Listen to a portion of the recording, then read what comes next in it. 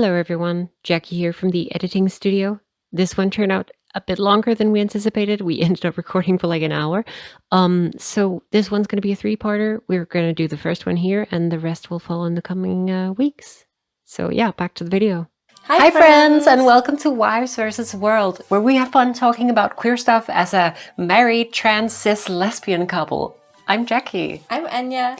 And today we want to talk a bit about how you as a partner to a trans person might have some questions. How can you actually help yourself? How can you help them? How can you find yourself in this new constellation that maybe wasn't what you bargained for?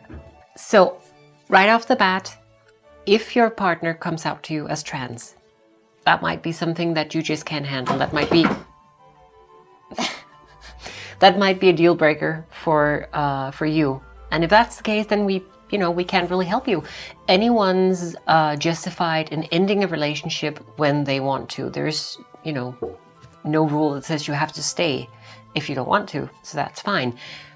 But if you do want to stay in this relationship, if you do want to make this work, but you have some insecurities, you have some questions, you don't really know how to deal in the best way possible, then we might have some nuggets of wisdom for you. Potentially, maybe. We'll see.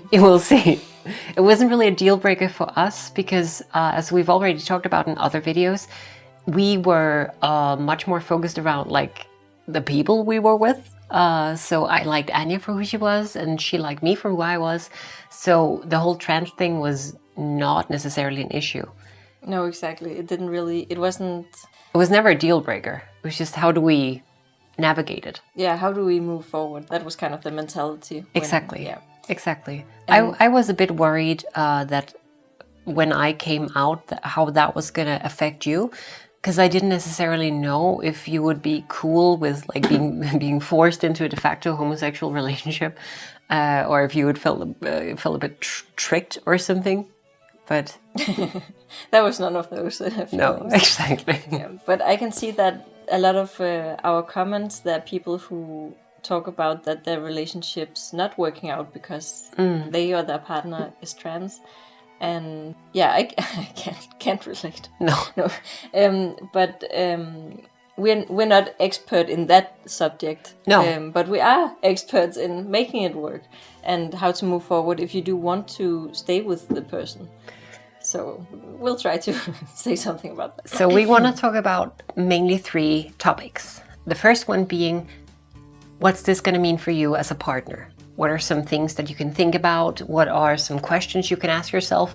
And maybe also some tools or methods to make you think about this in maybe a different light. Then we want to talk a bit about what it can mean for your relationship, because that might also be a really big question. And then thirdly, we want to talk about how you can take care of yourself, because being with a trans person often means that the trans person will have a lot of needs for support, for talking, maybe therapy, maybe group discussions, maybe a lot of backup. But you also need that as a partner because you step into a world where things are messy and you might not be as well equipped to deal with it as you might think. I thought you were going to say you might not be as well equipped for it as Anya.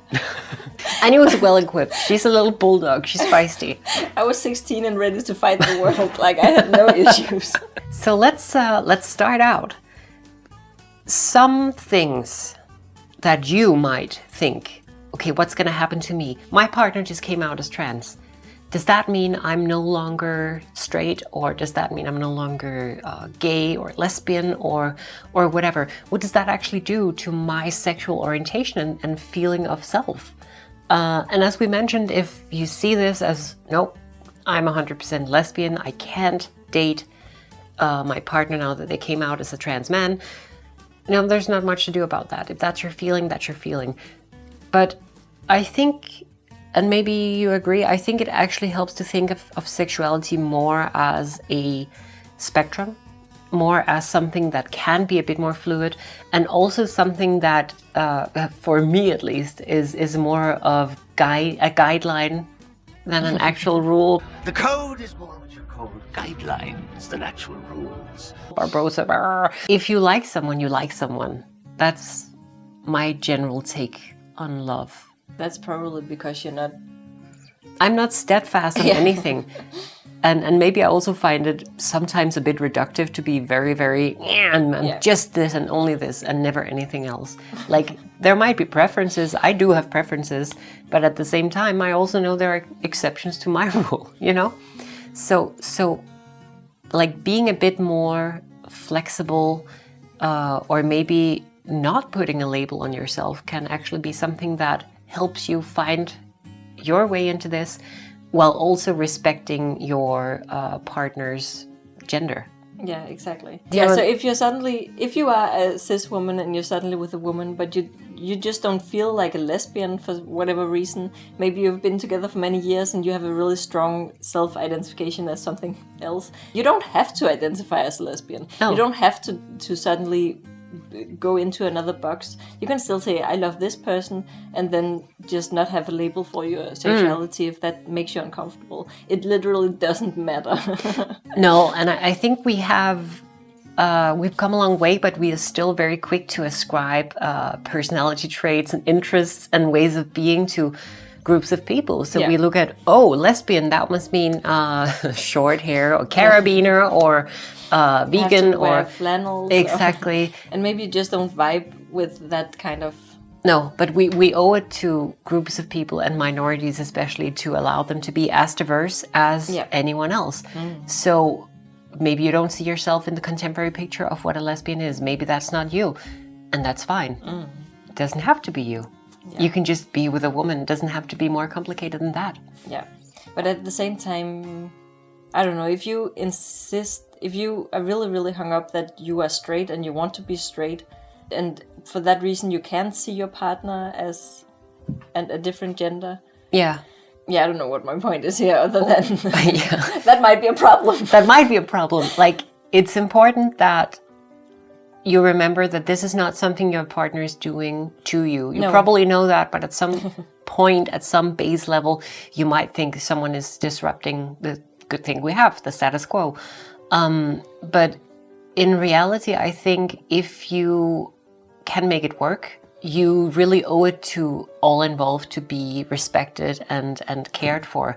And that, I mean, as I said, that goes both ways. If you can't see yourself in the constellation because you have a strong identity of like sexual orientation, that's fine. At the same time, your insistence on your preferred label there shouldn't really come at the expense of your trans partner's newly found like gender or newly that's what you want to say. So one person who commented was like, I actually found my I acquainted myself. Sorry. Is that Sharpie? Yeah. So one person commented that they acquainted themselves with their bisexuality from having a partner that came out, and just be bi is not necessarily the thing here, but that's my suggestion though. Everyone's a little bi. Everyone's a little bi. Just be bi. Be bi, non-binary, and you have no problems in life. No, but my point is that if you are open to where this will lead you, you might actually also learn something new about yourself. If you're staunch in your approach to it, maybe not a lot's going to botch, but if you're open to, what's this going to mean? Do I have to put a label on it? If I do, what's most appropriate? And if I just can't deal, don't deal, get out, not a problem. You will find someone out there who's more right for you. I believe.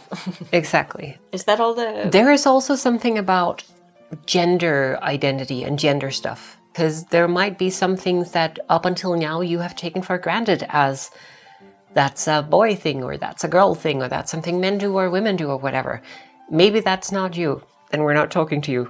If you already know that things are more complicated, that's good. You are a card-carrying member. But if you don't, if you suddenly find yourself being like, my partner's journey of self-expression is actually making me question some things about myself. It is actually making me a bit more insecure about the things that I used to like or do or just absentmindedly enjoy. Like, how do you deal with that? I have no idea. You have no idea. Partner comes out. Yeah. they are on a journey of self-expression. Yeah. They are maybe being more mask or femme or trying a lot of pink stuff or sparkles, or they are being very deliberate in their gender expression. Yeah, maybe that can come off as a bit grating to the partner. I expect it could. Yeah, if they don't think or care much about gender. It can be a bit weird because a lot of, and now I'm just speaking from my own experience. When I came out as trans, I had a lot of catching up to do. I had years worth of silly magazines and style guides and shaming and misogyny to internalize. And I had to do that in sort of like a speed run. So the first year I was very cringy in what I wore. I think it was not necessarily well put together. It was something you might find in a 12-year-old's closet. Execution was not good. But for me, I guess it was a necessary step to keep up to find out what worked for me.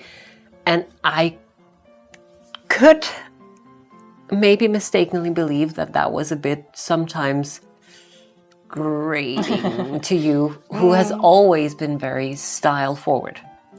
I've always cared a lot about style, so especially if it was like, that's a choice outfit. But I because it was also an interest, it wasn't just like, we just have to wear whatever. Then it was also like, do you want to engage in this hobby of style together? And maybe I can help you with what you want to wear and stuff like that.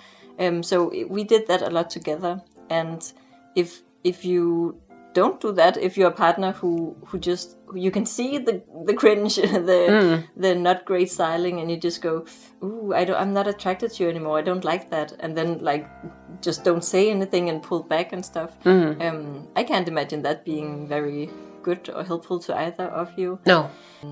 But I also want to say that the other side of that coin or whatever is that one is the whole visual look, how a trans person changes visually, but there's also the whole going on a journey for a more womanly persona or whatever. And if you had been very, very hard on that point, constantly like, oh, I feel so womanly. I feel so womanly. Yeah. I that would have been a turn off for me, because I don't enjoy engaging in femininity like that, like at all. And maybe that's a problem with my own gender identity. I guess that's just a preference you have. Yeah, exactly. Because other people might enjoy that. They might enjoy like celebrating womanhood together, or manhood, or whatever. I want to celebrate my manhood together, baby. All night long. Okay, sorry. Yeah, so it depends a lot, right? What you as a partner is comfortable with, and also what your trans partner needs to explore within themselves and on the outside of themselves. But do you think it can make a partner be more insecure in their own gender expression when they see a partner who, like, I don't know, maybe unabashedly wears glitter stuff and like really engages in girliness? Yeah, okay. I see the situation now. Yeah. It's because I have to think not through my own lens. No, you have to put yourself into a different mech. Yeah, so if your trans partner comes out, there's often a need for like really going hard into that femininity, expressing femininity. So maybe it means like a whole lot of makeup, a lot of dresses, a lot of very feminine clothes, and maybe if you're not a very feminine cis woman or don't really like all that stuff, maybe it can be a little much. Maybe you can feel like you're not doing enough, or I can imagine that maybe that would make you feel either like you're underperforming yourself, or exactly. that your partner might be overperforming, and maybe both might be the case. Yeah, at different times. But then again, like maybe that's just also like, I think maybe that's a dynamic that cis relationships can have as well. Like if you have some cis lesbians or some cis gays, like you can't just look to the like gender divide and say, well, you behave like that because you are different from me in that fundamental level. Like if you're in a same-sex relationship, there will be gender differences as well. Like you will have different ways of expressing masculinity or femininity, and you'll be more in one area or the other. And I think maybe straight people don't have to think a lot about that and can ascribe that to just being like, oh, well, men are from Mars and women are from Venus. But opening yourself up to the fact that everyone's different and everyone does man or everyone does woman differently. I think that's something that can help your mindset here. Yeah. If that is something you're struggling with. Also, it can be fun to try to engage in that whole journey with your trans partner. Like maybe you don't really know how, or maybe you feel like it's awkward for you as well. But it can be interesting to like, oh, so she's trying all this new makeup. Maybe I could try that too, or we could go clothes shopping together. It doesn't only have to be for her or something. Yeah, that would be my advice, I guess. Yeah, see where it takes you. Yeah. And like, I think it's also important to say that it is perfectly okay to question the way you perceive or do or whatever perform gender. Yeah. That's perfectly valid. It doesn't mean that everything's about to fall down on you. It doesn't mean things are about to change for you as well. But like... No, and obviously you don't have to change anything about yourself if you don't want to. No, but I think it's always good to reflect. And I think peeking behind this gender performance curtain is something that a trans partner or friend or family member can actually help you do, because suddenly you see someone traversing these two rigid boxes, and you yourself might think, well, why is it that I am doing XYZ thing? Is it because I am supposed to, or is it because I like it? I think that's really interesting. Yeah, so as mentioned, this one was a bit of a long one to record, so it's gonna be a 3-parter. We hope you liked this video, and if you did, you're welcome to like and subscribe and do all the good stuff that YouTubers usually ask you to do. If you want to make sure you get updates from us, you can hit the bell icon. We try to upload every Sunday. Usually it happens, sometimes it doesn't, but if for some reason we don't and you just can't get enough of us, you can find us on Instagram. Links are in the description. And until the next one, we hope you are well and take care of yourself. We hope to see you next time. Bye-bye.